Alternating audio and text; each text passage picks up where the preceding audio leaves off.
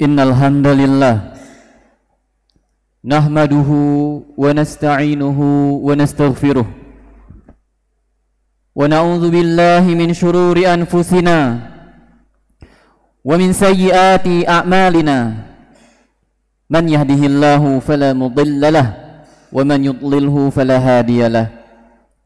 Ashhadu an la ilaha illallah wahdahu la syarika lah wa ashhadu anna Muhammadan abduhu wa rasuluh.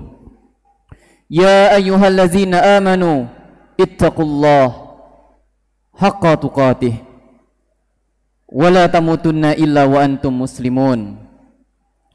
Ya ayyuhan nas ittaqu rabbakumul ladzi khalaqakum min nafsin wahidah wa khalaqa minha zawjaha wa bassa minhuma rijalan katsiran wa nisaa wattaqullaha allazi tasaaluna bihi wal arham innallaha kana 'alaikum raqiba.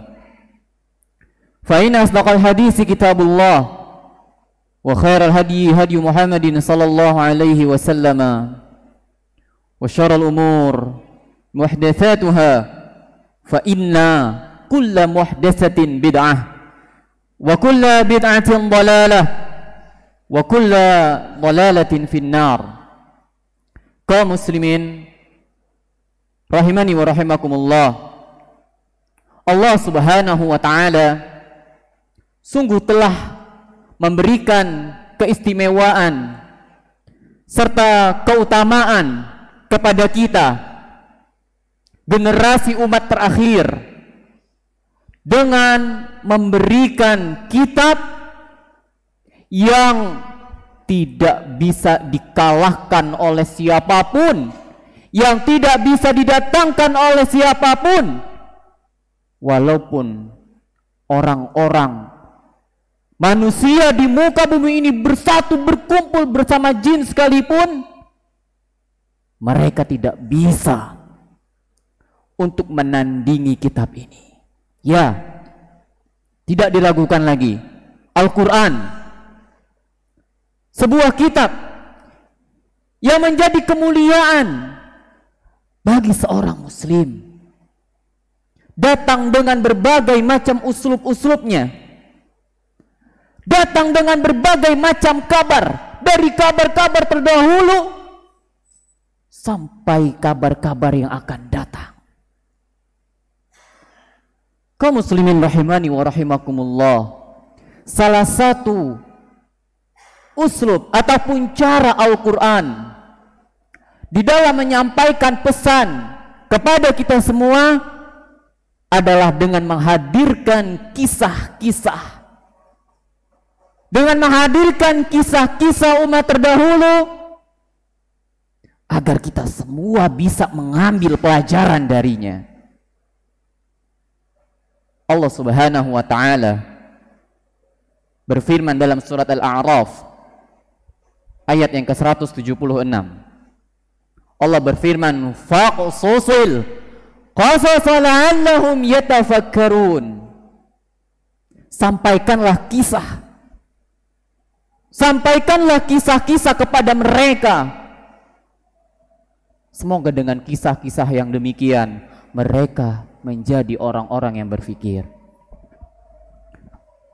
Salah satu kisah yang Allah subhanahu wa ta'ala kabarkan adalah tentang sebuah kaum yang Allah azab karena sikap mereka yang menentang nasihat. Kaum tersebut adalah kaum Samud. Kaum Samud merupakan keturunan dari kaum Ad. Walaupun mayoritas para ulama mengatakan bahwasanya kaum Samud ini bukan keturunan kaum Ad, tapi mereka bersepakat bahwasanya kaum Ad dan kaum Samud sama-sama keturunan dari Iram. Kaum Samud adalah kaum yang Allah anugerahkan rezeki, yang Allah berikan lahan yang subur dan tempat tinggal yang sangat kokoh. Allah Subhanahu wa taala kabarkan dalam surat Al-Fajr ayat yang ke-9. Allah kabarkan wa thamudal ladzina jabu as-sakhra bil wad. Dan kaum Samud, mereka memotong bebatuan di lembah-lembah untuk dijadikan rumah-rumah. Kaum muslimin rahimani wa rahimakumullah, sampai hari ini bekas-bekas peninggalan rumah mereka pun masih ada. Berdiri rumah-rumah yang kokoh, berasal dari pahatan-pahatan batu, yang kita menganggapnya mereka tidak akan binasa. Akan tetapi karena sikap mereka yang menentang dakwah, yang menentang nasihat, sehingga Allah Subhanahu wa taala binasakan. Di atas sebuah kenikmatan yang telah Allah berikan, berupa lahan yang subur, tempat tinggal yang mewah, kaum Samud bersikap tidak peduli terhadap tauhid kepada Allah Subhanahu wa taala. Setelah kaum Ad binasa, Nabi Hud alaihi salatu wassalam hidup di atas ketauhidan. Semuanya menyembah Allah Azza wa Jalla. Semuanya, tidak ada yang berbuat kesyirikan. Sampai berlalulah generasi demi generasi, 6 sampai 7 generasi, mulai hilang ilmu di tengah-tengah mereka. Mulai mereka kembali melakukan kesyirikan-kesyirikan, bersikap hulu, bersikap berlebihan terhadap orang-orang saleh di antara mereka, dan perbuatan-perbuatan kesyirikan lainnya. Sampai Allah Subhanahu wa taala mengutus Nabi Saleh. Allah berfirman dalam surat Hud ayat ke-61, wa ila samuda akhahum salihah qala ya qaumi ibudullah ma lakum min ilahin ghairuh. Kata Allah Subhanahu wa taala, dan kepada kaum Samudlah Nabi Saleh ini diutus. Apa dakwah Nabi Saleh? Beliau mendakwahkan tauhid, wahai kaum muslimin. Beliau mengajak kaum Samud untuk mentauhidkan Allah, untuk mengesahkan Allah Azza wa Jalla di dalam peribadatan mereka. Nabi Saleh mengajak mereka, mari sembahlah Allah. Tidak ada sesembahan yang berhak diibadahi kecuali Allah Subhanahu wa taala. Dan inilah dakwah yang disampaikan dari nabi-nabi terdahulu sampai detik ini. Kaum muslimin rahimani wa rahimakumullah, Nabi Saleh alaihi salatu wassalam terus mengajak kaum Samud untuk kembali kepada Allah Azza wa Jalla.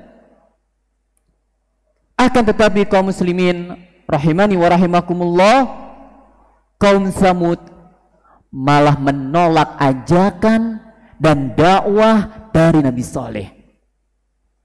Tidak segan-segan mereka mengatakan, innama anta minal musahharin. Ya Saleh, engkau itu tidaklah memberikan nasihat, engkau itu adalah tukang sihir. Engkau itu tukang sihir, wahai Saleh. Mereka menolak. Padahal Nabi Saleh alaihi salatu wassalam mengajak mereka dengan baik-baik. Metode yang digunakan oleh Nabi Saleh adalah dengan memberikan kabar tentang kenikmatan yang telah mereka dapatkan. Pun Nabi Saleh mengabarkan tentang azab yang akan menimpa kaum Samud apabila mereka menolak ajakan dakwahnya. Ajakan dakwah yang lembut sudah, disampaikan nasihat sudah, diberikan peringatan sudah. Akan tetapi mereka tidak mau mengambil pelajaran dari nasihat-nasihat tersebut. Kaum muslimin rahimani wa rahimakumullah, Nabi Saleh menyampaikan dakwah kepada kaum Samud tanpa basa-basi. Apabila itu hak, maka disampaikan hak. Apabila itu batil, maka disampaikan bahwasanya itu batil. Maka kita sebagai seorang muslim jangan anti dengan nasihat. Kita sebagai seorang muslim jangan anti dengan kajian-kajian, dengan ceramah-ceramah. Bahkan yang sangat disayangkan, sebagian orang-orang mengolok-olok ceramah, mengolok-olok kajian. Bukankah seorang dokter akan menyuntikkan obat kepada pasien agar dia sembuh? Dan suntikan itu sakit, wahai kaum muslimin. Bukankah seorang dokter apabila ada seorang yang terkena diabetes, dia harus memotong kakinya? Apa tujuannya? Bukan untuk menyakiti, tapi untuk menyembuhkan.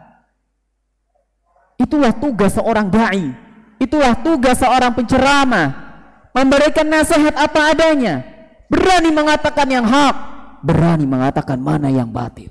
Dan inilah yang dilakukan oleh Nabi Saleh. Seiring berjalannya waktu, kaum muslimin rahimani wa rahimakumullah, kaum Nabi Saleh atau kaum Samud semakin menjadi-jadi. Suatu ketika mereka berkumpul. Mereka berkumpul di tempat yang biasanya mereka berkumpul. Datanglah Nabi Saleh memberikan nasihat agar mereka kembali kepada peribadatan kepada Allah. Akan tetapi kaum Samud ini, wahai kaum muslimin, sudah muak dan bosan, sehingga salah seorang dari mereka menantang agar Nabi Saleh mengikuti keinginan mereka. Apa keinginannya?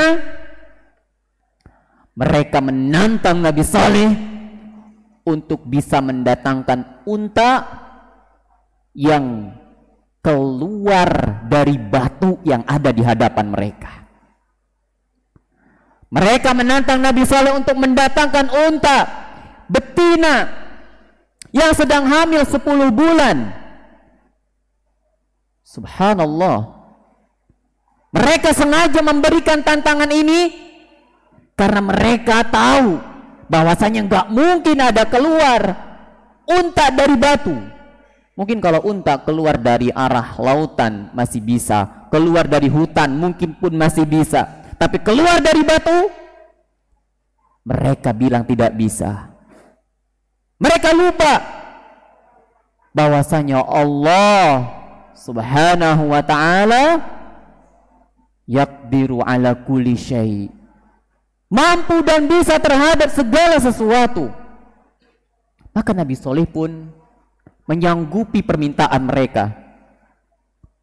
Nabi Saleh pun mengatakan, apabila aku bisa mengeluarkan unta dari batu, apakah kalian akan beribadah kepada Allah? Maka mereka pun menjawab ya. Maka Nabi Saleh pergi ke tempat sholatnya. Beliau berdoa dengan khusyuknya kepada Allah Subhanahu wa ta'ala. Maka apa yang terjadi, wahai kaum muslimin? Kaum Samud melihat dengan mata kepala mereka sendiri, jelas keluar unta dari batu sesuai dengan apa yang mereka inginkan. Pertanyaannya, apakah mereka lantas semuanya berbondong-bondong masuk ke dalam agama tauhid? Maka jawabannya tidak.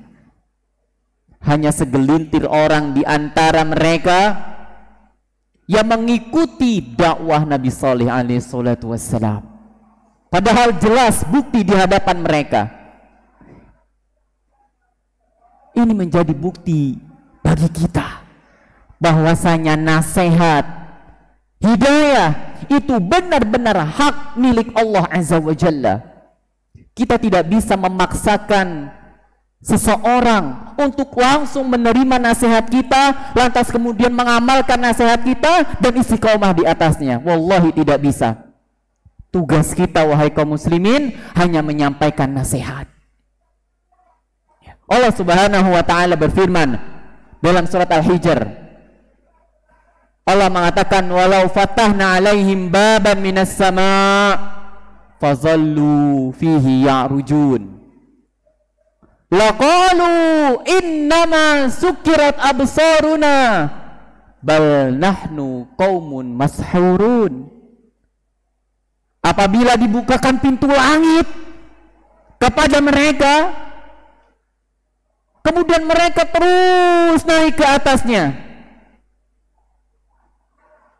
kemudian mereka akan mengatakan, kami ini enggak naik ke atas, kami ini pandangan kami sukirat, ya, dibutakan, disamarkan, sehingga seolah-olah kami ini naik. Bahkan kami ini adalah qaumun mashurun, orang-orang yang sedang terkena sihir. Itulah jawaban kaum Samud. Ya, mereka malah menganggap ajakan, dakwah serta bukti yang jelas dari Nabi Salih sebagai sihir tingkat tinggi. Itulah hidayah wahai kaum muslimin.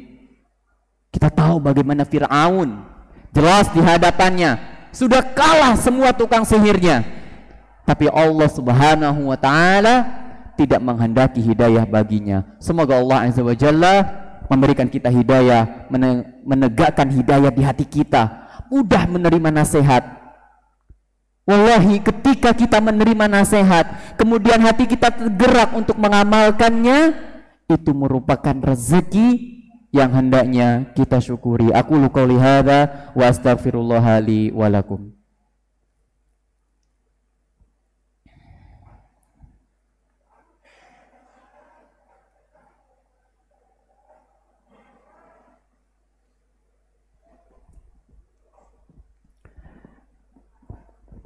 Alhamdulillah hamdan katsiran thayyiban mubarakan fi kama yuhibbu rabbuna wa yarda.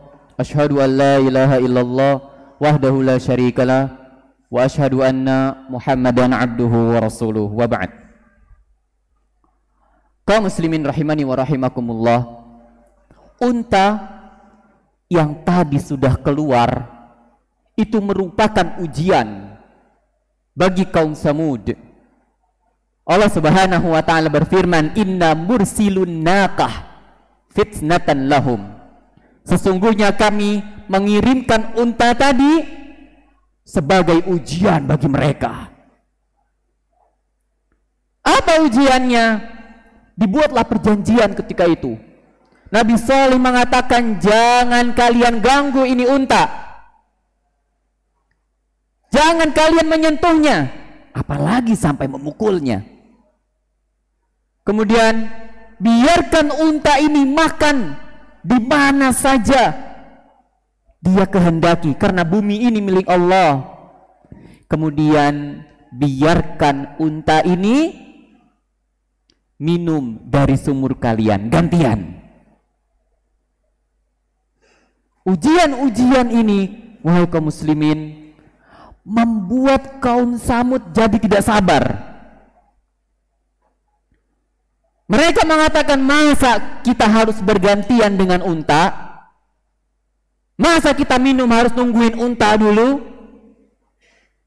Akhirnya muncul inisiatif untuk membunuh unta tadi. Dikisahkan bahwasanya ketika itu ada seorang wanita yang kaya raya, dikenal dengan Ummu Ghanam atau Unaizah bintu Ghanam.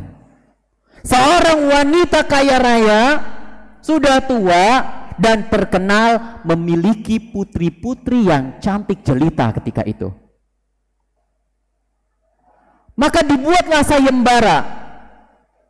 Siapa yang bisa membunuh unta? Siapa yang bisa membunuh naqatallah, untanya Allah? Maka akan dinikahkan oleh salah satu dari putrinya. Maka berdirilah laki-laki yang bengis. Berdirilah laki-laki yang bengis. Idzim ba'atha ashqaha. Berdiri laki-laki yang bengis, dikatakan dalam beberapa buku tafsir namanya Qidar ibnu Salif. Laki-laki ini dengan semangat ingin membunuh untanya Allah Azza wa Jalla. Kenapa disebut sebagai untanya Allah? Allah muliakan unta ini karena memiliki banyak sekali keistimewaan. Maka Qidar bin Salif tadi hendak membunuh untanya. Setelah ada di hadapan untanya, dia ragu. Dikisahkan bahwasanya waktu itu Ummu Ghanam memerintahkan putrinya untuk menyingkap hijabnya, untuk membuka penutup wajahnya, sehingga Qidar bin Salif pun terfitnah dan segera membunuh unta Nabi Saleh. Ya, ini pelajaran buat kita semua bahwasanya fitnah dari seorang wanita itu fitnah yang luar biasa. Maka hendaknya kita berhati-hati. Kaum muslimin rahimani wa rahimakumullah, setelah unta itu terbunuh, Allah Subhanahu wa taala berfirman, "Idzim ba'atsa ashqaha." Ya. Faqala lahum Rasulullah naqatallahi wa suqiyaha. Allah Subhanahu wa taala mengkisahkan bagaimana unta tadi terbunuh. Fa'aqaruha fadamdama 'alaihim rabbuhum bidzambihim fasawwaha. Lantas unta tersebut disembelih dan Allah pun damdama 'alaihim, langsung mengazab, membinasakan mereka, bidzambihim, karena sebab dosa mereka, fasawwaha, dan dijadikan mereka itu semua sama. Yang membunuh satu, tapi yang diratakan semua kaum Samud. Ini menjadi pelajaran bagi kita semua, wahai kaum muslimin, bahwasanya kita tidak boleh membiarkan terjadinya kemaksiatan di tengah-tengah kita. Kita tidak boleh membiarkan terjadinya dosa di tengah-tengah kita. Yang melakukan satu, iya. Yang dibinasakan semua, naam. Allah mengazab kaum Samud ketika itu dengan 3 azab sekaligus. Yang pertama dengan gempa. Allah Subhanahu wa taala berfirman bahwasanya kaum Samud ditimpa dengan gempa dan mereka menjadi bangkai. Fa asbahu fi darihim jathimin. Mereka menjadi bangkai di rumah-rumah mereka sendiri. Kemudian mereka diazab dengan petir. Fa akhazathumus sa'iqah wa hum yanzurun. Dalam surat Al-Baqarah ayat yang ke-55. Mereka ditimpa petir sedangkan mereka melihat petir tersebut. Ini azab double-double. Mereka melihat petir tapi mereka tidak bisa bergerak dan mereka binasa dengan petir tersebut. Kemudian yang ketiga, mereka binasa dengan suara yang menggelegar. Mereka binasa dengan suara yang begitu kuatnya sehingga mereka pun binasa seperti batang-batang pohon kayu yang lapu. Kaum muslimin rahimani wa rahimakumullah, setelah kaum Samud binasa, maka Nabi Soleh pun mendatangi, melihat keadaan mereka. Dan ini pernah dilakukan oleh Nabi kita SAW ketika perang Badar. Setelah peperangan selesai, Nabi alaihi salatu wassalam mengatakan, "Ya Aba Jahal ibn Hisham, ya Umayyata ibn Khalaf, ya Utbata ibn Rabi'ah, ya Syaibata ibn Rabi'ata, Alaysa qad wajadtum ma wa'ada rabbukum haqqan wa anni qad wajadtu ma wa'adani rabbi haqqan. Nabi SAW keliling dan Nabi katakan, wahai Abu Jahal ibnu Hisham, wahai Umayyah bin Khalaf, wahai Utbah bin Rabi'ah, wahai Syaibah bin Rabi'ah, bukankah kalian telah mendapatkan apa yang telah dijanjikan Rabb kalian haqqo, benar? Maka sesungguhnya aku pada hari ini telah mendapatkan apa yang dijanjikan Rabbku kepadaku, kebenaran. Maka Umar ketika itu mengatakan, ya Rasulullah, bagaimana engkau berbicara kepada mereka sedangkan mereka sudah menjadi bangkai?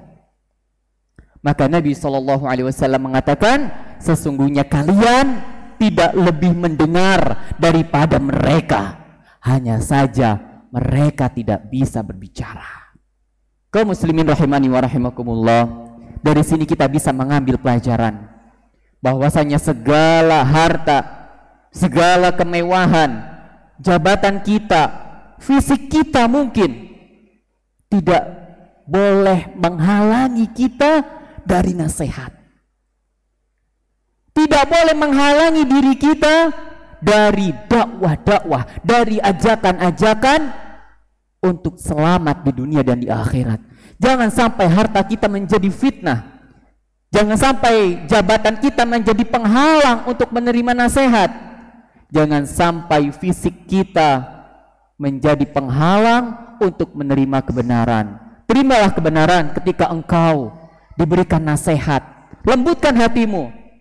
Lembutkan hatimu ketika engkau menerima nasihat, selama nasihat tersebut berasal dari qala Allah, qala Rasulullah sallallahu alaihi wasallam. Semoga kita bisa mengambil pelajaran dari kisah hari ini. Semoga Allah Subhanahu wa taala menyelamatkan kehidupan kita, baik itu di negeri dunia ini apalagi nanti di negeri akhirat.